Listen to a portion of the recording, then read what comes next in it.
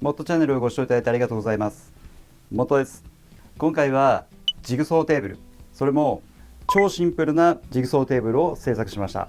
従来のジグソーテーブルではアームを伸ばしてベアリングをつけてブレードのフレを止めてたんですけど、以前制作したここでフレを止めるタイプ、これを装着したままつければフレはかなり抑えられるので直角カットも可能かなと思いました。それにこれも以前制作したガイド、これを使うことで平行カットも取れて、あとはこういった角材で好きな角度で止めてという形で使えるかなと思います。それでは制作動画スタートです。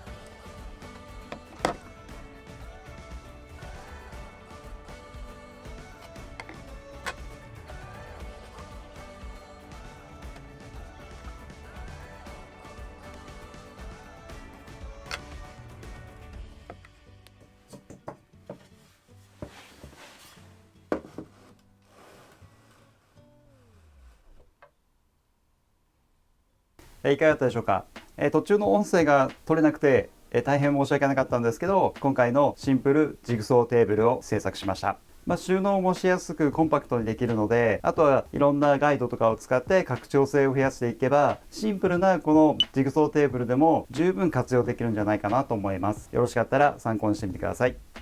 もっとチャンネルではこのようなジグやガイドの制作や初心者講座などを配信しています。またモッツ工房では家具や雑貨などの動画を配信しています。それでは次回の動画でお会いしましょう。